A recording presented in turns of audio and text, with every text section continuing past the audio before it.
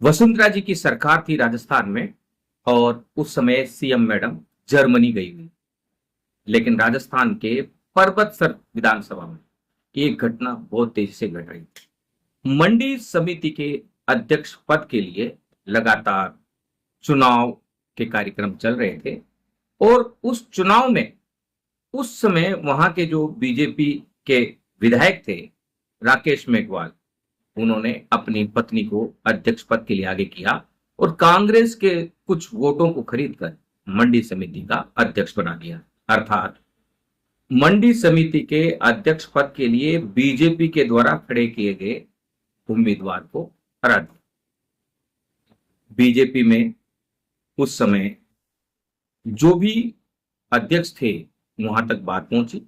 प्रणामी जी ने अपने लोगों को बुलाया और मैडम के आने का इंतजार करने के लिए कहा गया।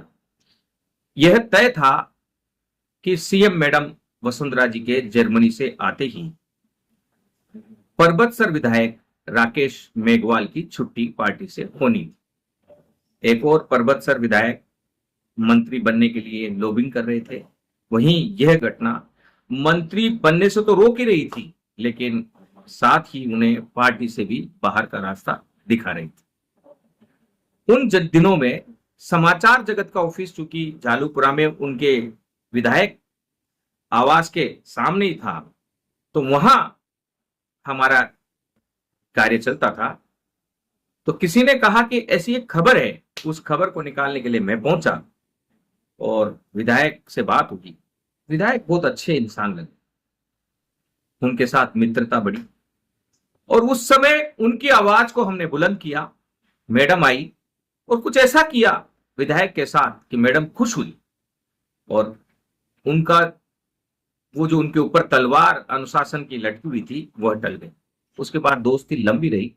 उनके विधायक आवास में जब भी कोई विशेष कार्यक्रम होता तो मुझे बुलाते। हम विधायक राकेश मेघवाल के साथ अलग से बैठते, चर्चा करते कि किस तरीके से विकास होना चाहिए और क्या कार्य होना चाहिए, प्रचार प्रसार की, क्योंकि मीडिया प्रचार प्रसार का कार्यक्रम भी करता है। हम बीच में बोल दें, प्रचार प्रसार के लिए हमने अब एक नया उपक्रम शुरू कर दिया है। हर विधानसभा में हमारे 2 पत्रकार तय कर लिए गए हैं। एक बड़ा ओरो पत्रकारिता का, क्योंकि राजनीति में जाने के बाद, सामाजिक संगठनों में काम करने के बाद लगा कि सच्ची पत्रकारिता के भी होना इस देश के लिए बहुत जरूरी है। उसके लिए बहुत पापड़ भी बेलने पड़ते हैं, कई लोगों को जेल भी जाने पड़ता है, कई लोगों को गोलियां भी खानी पड़ती है। लेकिन जब हम ये सोचते हैं कि भगत सिंह जब फांसी का फंदा चूम रहा था तो हंस क्यों रहा था, मुस्कुरा क्यों रहे थे, खुश क्यों थे, इंकलाब जिंदाबाद क्यों बोल रहे थे, तो उसका कारण यही था। उसका कारण यही था कि भगत सिंह ने यह कभी नहीं सोचा कि पीछे हिजड़े पैदा होंगे और सच्चाई के लिए, ईमानदारी के लिए, अन्याय के लिए अपना सर्वस्व न्यौछावर करने से डरेंगे। उन्होंने सोचा था कि आप जैसे कुछ ईमानदार लोग खड़े होंगे जो अन्याय से लड़ने के लिए अपनी जान की बाजी भी लगाकर आगे बढ़े। तो हम आगे बात बढ़ाते हैं। उन दिनों में परबतसर, मकराना, नागौर साइड के बहुत से सरपंच उस विधायक आवास में आया करते थे और वो अपनी खबरों को, अपने किए गए कामों को प्रकाशित करवाने के लिए कहा करते थे। क्योंकि पत्रिका भास्कर बड़ा अखबार है तो उसी में वो उनको खबरें चाहिए होती थी। तो पत्रकार आज भी, तब भी, जितने भी अच्छे पत्रकार हैं, जितने भी बड़े पत्रकार हैं, वो लोगों की मदद करने के लिए अपनी संस्था में खबर तो चलाते ही चलाते हैं, साथ ही बड़ी संस्थाओं के लिए भी उनके रास्ते खोल कर देते हैं और उनसे कहते हैं कि वहां भी खबर चलाइए। अब परबतसर के जो भी काम होते थे, नागौर के जो भी काम होते थे, उस साइड के मकराना के जो भी काम होते थे, उसको जब यहां पब्लिश करने की बारी आती थी तो हम भी नए नए थे, सीख रहे थे। बहुत सारी चीजें पत्रकारिता में पढ़ के नहीं, अनुभव से सीखी जाती है। तो यहां जब खबर हम देते थे तो वो छपती वहीं थी, पत्रिका में छपती तो थी, लेकिन यहां नहीं मिलती थी। वो नागौर में, परबतसर में, वहां के जो एडिशन है उनमें मिलती। बड़ी कोशिश की गई, बड़े पत्रकारों से बात हुई। हमने उनको कहा कि भाई ये सरपंच इतना अच्छा कार्य कर रहा है तो इसको आप प्रकाशित क्यों नहीं करते। तो उनका जवाब था कि हर जगह के एडिशन अलग, खबर की वैल्यू, खबर की पहुंच देखी जाती है। अगर बड़ी खबर होती है, प्रदेश स्तर की खबर होती है, तो प्रदेश स्तर के एडिशन में छपती है, पूरे राजस्थान में छपती है। नहीं तो जिस इलाके की खबर है वो उसी इलाके की, पंचायत की उपलब्धियां वहीं पर। अब सरपंचों को अधिकार के मामले में, चूंकि बचपन से सरपंचों के अधिकार के बारे में भी जानकारियां हासिल करता रहा हूं, तो यह था कि राजस्थान में अधिकार बहुत कम दिए जाते थे। सरपंचों को नाम मात्र का अधिकार होता था। आज भी बहुत सारे अधिकारों के लिए, आज वर्तमान में जो सरपंच संघ के अध्यक्ष हैं, 2 संगठन हैं, 3 हैं, तीनों संगठन के पदाधिकारी अध्यक्ष मुझे व्यक्तिगत जानते हैं, क्योंकि हम लोग गांधी टीवी के रूप में सरपंचों की भी आवाज उठाते रहे हैं, वो बाद में हम आपको बताएंगे। तो उस समय हमने सरपंचों को कहा कि एक आपका अलग संगठन बनाओ। तो बहुत से सरपंच ऐसे कि जनप्रतिनिधियों का संगठन। मैंने कहा जनप्रतिनिधि भी संगठित हो सकते हैं, उनका भी संगठन होना चाहिए। आईएएस एसोसिएशन है, आरएएस एसोसिएशन है, जजेस एसोसिएशन है, जजों का भी संगठन। रतन मूंड जजेस एसोसिएशन के अध्यक्ष थे उस समय। जज वर्सेस अधिवक्ता संघर्ष हुआ था, उस समय भी हमने काफी काम किया पत्रकार के रूप में। डॉक्टर सुनील शर्मा, अभी वर्तमान में जो गजराज सिंह जी हैं, और मैं धन्यवाद देता हूं डॉक्टर सुनील शर्मा का, गजराज सिंह जी का, जो डिस्ट्रिक्ट कोर्ट के अध्यक्ष हैं, डिस्ट्रिक्ट कोर्ट के पूर्व अध्यक्ष डॉक्टर सुनील शर्मा, और जो हमारे अभी साथी हैं सेशन कोर्ट के, वो भी बहुत अच्छे व्यक्ति हैं, मेरे पुराने जानकार है। और विशेषकर महेंद्र सांडेलेखा, जिन्होंने किराया माफी अभियान में हमारे साथ रहकर कंधे से कंधा मिलाकर आवाज लगाई और पूरे देश में लाखों लोगों को किराया माफ करवाकर कोरोना काल में, लॉकडाउन में राहत दिलाई। तो हमने काम किया अलग अलग लोगों से।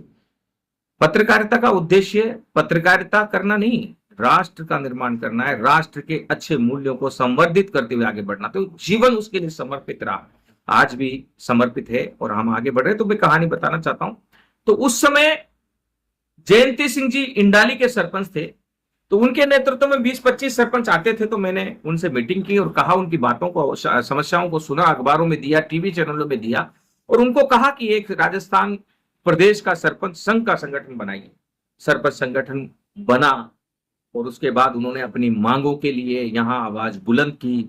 शहीद स्मारक से लेकर फिर पहाड़ सिंह जी के नेतृत्व में विधानसभा के बाहर सरपंच, हजारों सरपंचों ने लाठियां खाई वहां तक। और उसके बाद पिछली सरकार में बंशीधर गढ़वाल, जो जयपुर के ही रहने वाले हैं, सरपंच संघ के अध्यक्ष है, उनके नेतृत्व में मानसरोवर में हजारों सरपंचों ने 3-4 दिन तक लगातार सर्दी में बारिश हुई, उस बारिश में भी कीचड़ से लथपथ हजारों सरपंच बैठे रहे। उनकी आवाज बनने में भी गांधी टीवी को और हमें मौका मिला, मौका दिया। इसके लिए हम भारत माँ का धन्यवाद देते हैं, बारंबार प्रणाम करते हैं कि भारत माँ ने इस लायक हमें समझा कि आज सच्ची पत्रकारिता करते हुए आगे बढ़ रहे हैं, लड़ रहे हैं, और हक और ईमानदार के लिए और न्याय के लिए हम गरीबों का साथ दे रहे हैं, हर व्यक्ति के साथ खड़े हैं। कुछ लोग हमें मदद करते हैं, कुछ लोग नहीं करते हैं, सबको साथ लेकर आगे। तो इन सब कार्यों में पर्दे के पीछे से नीति निर्धारक के रूप में, पथ प्रदर्शक के रूप में पत्रकार ही खड़े रहे। उन तमाम पत्रकारों को भी धन्यवाद देते हैं। और आज जब सरपंच ताकतवर होता जा रहा है, सरपंचों को अधिकार देने की बात आ रही है, बहुत से अधिकार दिए गए हैं, बहुत से अधिकार दिए जाने हैं, तो आज हम इस बात की घोषणा करते हुए गर्व महसूस कर रहे हैं कि हमारा संगठन, हमारे लोग, हमारे साथी सरपंच टीवी के रूप में एक नया चैनल लेकर आ रहे हैं। सरपंच टीवी क्यों? क्योंकि गांव अगर सशक्त होगा तो शहर भी सशक्त होगा। गांव की सरकार मजबूत होगी तो शहर की सरकार भी मजबूत होगी, और शहर से जो पैसा गांव की तरफ जाएगा तो सरपंचों के जरिए गांव में विकास होगा। द्वितीय विश्व युद्ध में जब अमेरिका के पास बहुत पैसा आ गया, तो अमेरिका ने अपने पुराने ढांचों को गिरा दिया, जर्जर हुई व्यवस्थाओं को समाप्त कर दिया, नए सिरे से गांवों का, कस्बों का निर्माण किया। शहरों का तो निर्माण जो हो चुका था उसको अलग बदलकर नए शहर बनाए। और आज अमेरिका के बड़े गांवों में हेलीपैड भी है, कॉलेज भी है, चिकित्सालय भी है, पुस्तकालय भी है, पूरा एक उस अमेरिका के किसी बड़े गांव के लोगों को किसी आवश्यक चीज के लिए कहीं बाहर जाना नहीं पड़ता। अगर कोई इमरजेंसी है तो उस बड़े गांव में एक छोटा सा हेलीपैड, छोटा सा एयरपोर्ट भी होता है, ताकि वो छोटे मोटे प्लेन भी वहां खड़े रहते हैं। इसलिए आज अमेरिका ताकतवर है। आज हमारे पास पैसा आता जा रहा है। मैं बचपन में देखा करता था, गांव में एक साइकिल होती थी ना, तो वो भी कुतूहल का विषय हुआ करता। साइकिल से कोई जाता था तो उसको भी बड़े ध्यान से देखते थे। आज मोटरसाइकिल की तरफ भी ध्यान नहीं देते हैं। आज हर घर में कार है, लेकिन सरकार और हमारा देश मजबूत होने के बजाय खोखला हो रहा है। उस खोखलेपन को मिटाने के लिए हम सबको काम करना है। ईमानदार पत्रकारों को काम करना है, ईमानदार अधिवक्ताओं को काम करना है, ईमानदार ब्यूरोक्रेट को काम करना है, ईमानदार जजों को काम करना है, ईमानदार पुलिस अधिकारियों को काम करना है। और हर जगह संघर्ष का मौका आएगा, लेकिन हम धन्यवाद देते हैं। कल नागरिक सुरक्षा टीवी में आपने देखा होगा, नारकोटिक्स डिपार्टमेंट का एक अच्छा कार्यक्रम शुरू किया, कैंपेन से नो टू ड्रग्स, ड्रग मुक्त भारत, नशा मुक्त भारत। आप गांधी टीवी देखेंगे तो नशा मुक्त जयपुर अभियान हमने चलाया था। उस समय इस डिपार्टमेंट से जुड़े हुए सभी तमाम अधिकारियों को धन्यवाद देते हैं। उन्होंने सक्रियता से इस दिशा में काम भी किया। बहुत कुछ हद तक जयपुर में नशा कम होता जा रहा है। क्यों?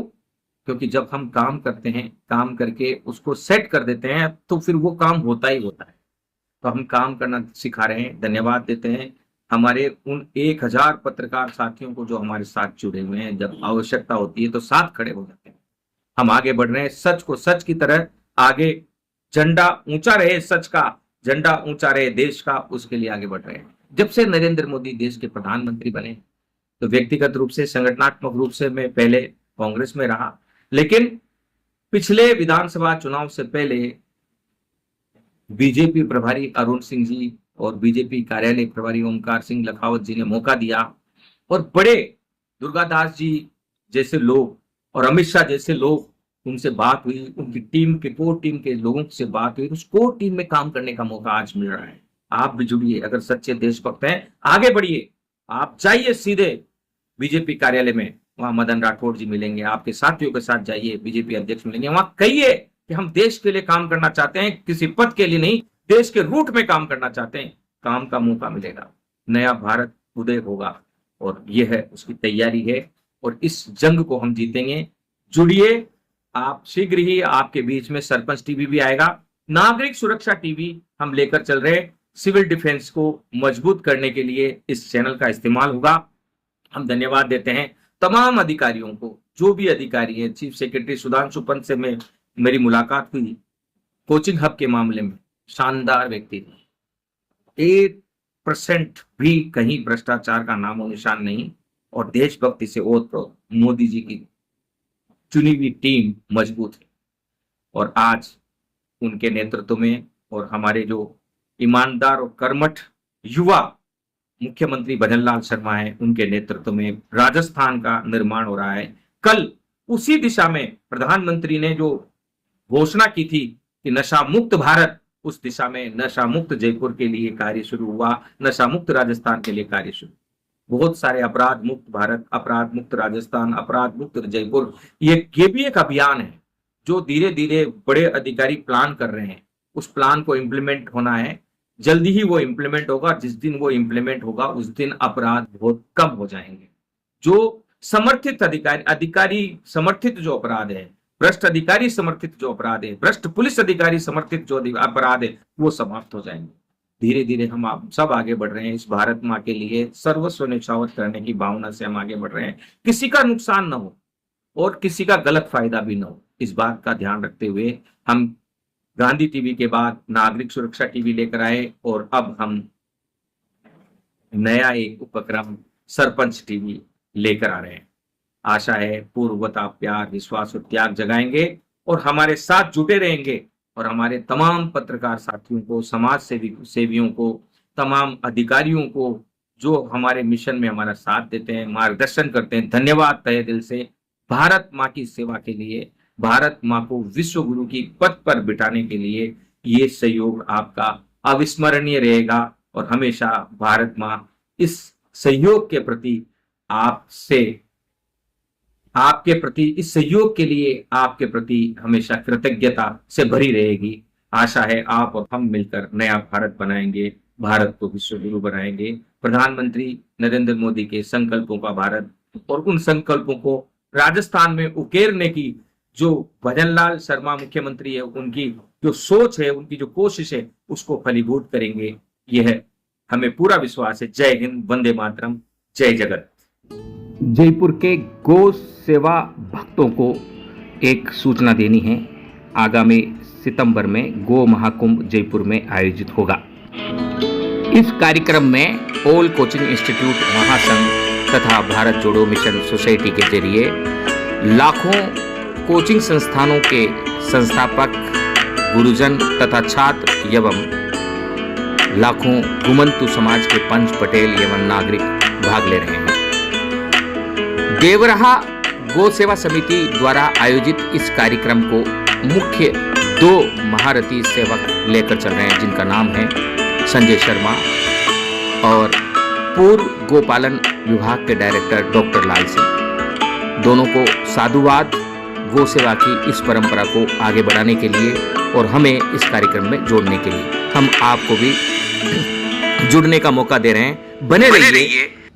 साथियों, जैसा कि आपको पता है, गांधी टीवी के जरिए, भारत जोड़ो मिशन सोसाइटी के जरिए, ऑल कोचिंग इंस्टीट्यूट महासंघ के जरिए और अब नागरिक सुरक्षा टीवी के जरिए हम लोग देश के लिए समर्पित एक मिशन मोड पर कार्य करने वाला पत्रकार, अधिवक्ता, समाज सेवक तथा ईमानदार अधिकारियों का एक संगठन है। हमारे अधिकतर लोग बीजेपी से संबंध रखते हैं और बीजेपी की अच्छाइयों के कारण हम बीजेपी के साथ हैं। और ये जिन्हें आप देख रहे हैं, ये जवाहर सिंह पेडम हैं, जो गृह राज्य मंत्री हैं, अर्थात होम मिनिस्टर हैं हमारे राजस्थान प्रदेश के। इन्होंने एक अभियान शुरू किया, से नो टू ड्रग्स। जैसा कि आपको पता है, पंजाब बर्बादी के कगार पर जाकर आज वहाँ के युवा लगभग भीख से मांग रहे हैं, जो नशे के आदी हो चुके हैं।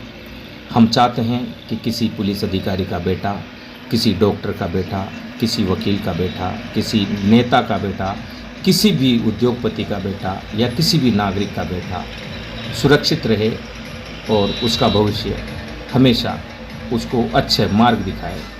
हम यह नहीं चाहते कि हमारे आने वाली पीढ़ी नशे का शिकार होकर हत्याएं करे, लूटमार करे, अपराध करे और घर में पारिवारिक अशांति पैदा करे। तो जुड़िए इस मिशन से भी, जिसका नाम है से नो टू ड्रग्स।